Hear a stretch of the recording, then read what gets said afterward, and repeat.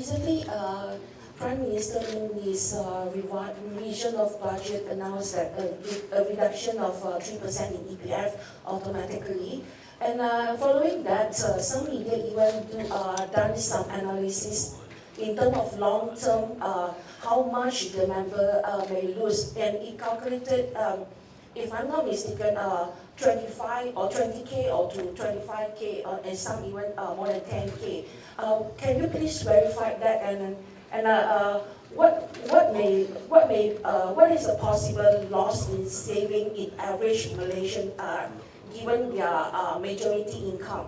And also MEF said that during the last practice, 78% opt-in. I mean that they have their income reduction.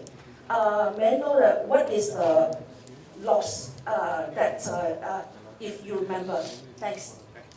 Yeah, it's actually a very interesting theoretical question because if you look at it, right, what we've always been advising our members, and like I mentioned just now, it's always better, wherever possible, to keep your money invested for as long as possible because you have a compounding dividend effect. I think the numbers that you're referring to basically is just a mathematical reality, which is basically, of course, if you take a certain amount of money and you compound over a certain number of years, you will get to a particular value, right?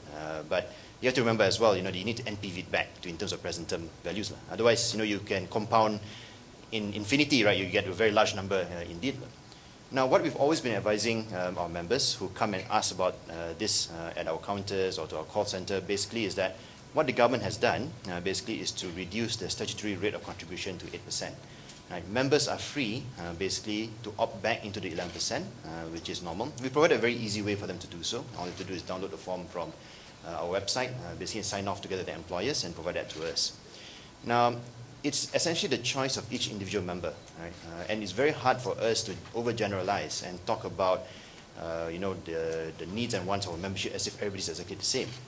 You have to understand that there are going to be a significant number of people who will benefit or want to have basically a short-term cash boost for the next 2 years because of their own personal financial circumstances. There will also be a lot of people who feel that they would rather save for the long term. Right?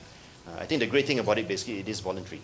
It is up to you to decide for yourself what you want to do with your own savings. What we've seen in the past, basically when these kind of exercises were held, is that roughly about 50% of people will opt to retain the existing contribution rate. Right? It's still a bit too early to tell at this point in time what the numbers are going to be yet because we've only just started the process of registration of the voluntary increase in contributions.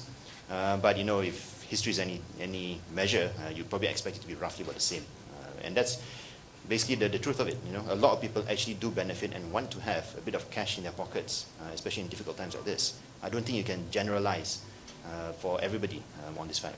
What's important is that people need to make an informed decision for themselves and understand really what's best for them, right? And they have to be responsible for the decision.